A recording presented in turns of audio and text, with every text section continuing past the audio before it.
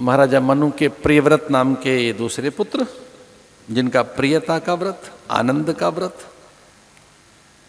उनका व्रत आनंद का, कि आनंदित रहना है, दूसरों को आनंद देना है,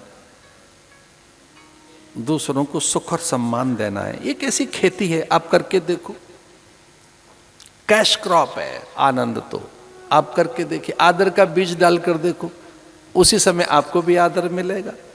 आप जरा आदर करके देखो, किसी का सम्मान करके देखो, किसी के सामने झुककर देखो, आपको उसी समय उसका फल मिलेगा। आदर तो एक ऐसी चीज है, स्वाभाविक भूख है हमारी, वो हमारी पहली कामना है, वो तो उसके बिना रह नहीं पाते। अब इस धरती पर विशेषकर मनुष्यों के लिए बहुत कुछ कर दें, उनके लिए उपहार, अनेक पुरस्कार, विरुदावली, प्रशस्ति गायन, प्रशस्ति पत्र, उनके हित में कुछ भी कर दीजिए, हो सकता है उसे भूल जाए, पर अपमान कभी नहीं भूलते, वो अनादर कभी नहीं भूलते। मनुष्य को भूलने की आदत है। आप उसे उपहार दें, पुरस्कार दें, उसके सहयोग के लिए खड़े हो जाएं, उसका बड़ा सम्मान करें, भूल जाएगा। आप उसका सम्मान करें, भूल जाएगा। उपहार दें, पुरस्कार दें, उसके सहयोगी बन जाएं, उसके पक्ष में खड़े हो जाएं, उसके समर्थक बन जाएं, उसका अनुगमन करने लगें, भूल जाएगा।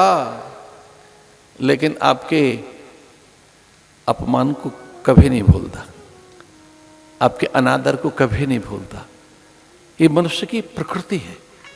मनुष्य अपमान को कभी नहीं भूलता, अनादर को कभी नहीं भूलता, उपेक्षा को कभी नहीं भूलता। दुर्योधन भूल नहीं पाया द्रौपदी की उपेक्षा, द्रोण भूल नहीं पाए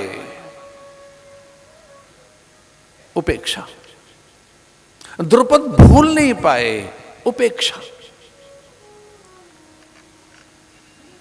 हम उपेक्षा नहीं भूल पाते, अपमान अनादर नहीं भूल पाते, हम तिरस्कार कभी भूल नहीं पाते। इसलिए ये ध्यान रहे कि हम में वाक संयम रहना चाहिए, वाक संतुलन रहना चाहिए। हमारे शब्द अप्रिय न हो, कटु न हो, वो प्रिय हो, सत्यनिष्ठ हो, स्वाभाविक हो, स्थिर हो। उनमें हमारी नैतिकता, उनमें हमारा अध्ययन, शील, संयम, उसमें हमारे संस्कार, विचार, हमारी परंपरा आभाषित होती है। व्यक्ति के स्वर से ही तो पता लगता है कि कितना पठित है, कितना शिक्षित है, कितना संस्कारित है, इसकी परंपरा क्या है। स्वर से ही तो पता लगेगा किस घराने के हो। ये संगीतकारों के स्वर से पता लग जाता है ये किस घराने के हैं। ग्वालियर घराना है, बनारस घराना है, पंजाब का घराना है,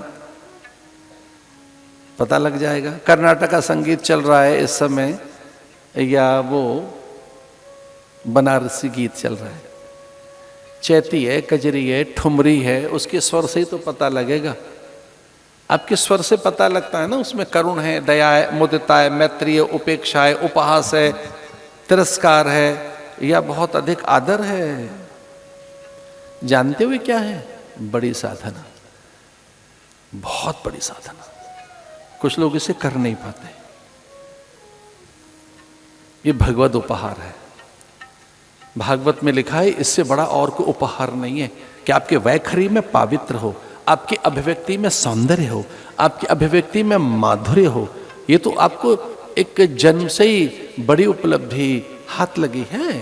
अभिव्यक्ति का स्वातंत्र, ये दो ही चीज तो आपके हाथ लगी है ईश्वर ने, और तो बड़ी कोई चीज आपको दी ही नहीं है। इनसे ही तो आपके कार्य की सिद्धि होगी। एक अभिव्यक्ति की स्वतंत्रता और दूसरी है कर्म की स्वायत्तता। आप कुछ भी कर लीजिए।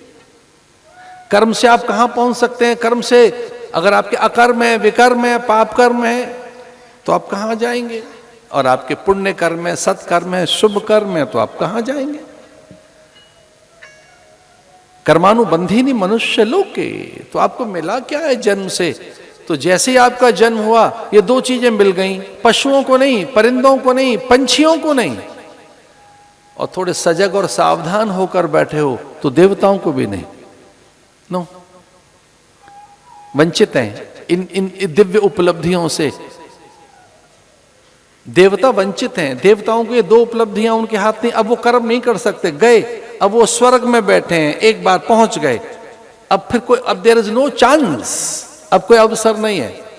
हमारे पास है, हम मनुष्यों के पास है, दो चीजें हैं हमारे पास, कर्म की स्वतंत्रता, हम कुछ भी करें कैसे ही करें, और एक है वाक स्वतंत्रता, शब्दों का, ये बड़ा साधन है।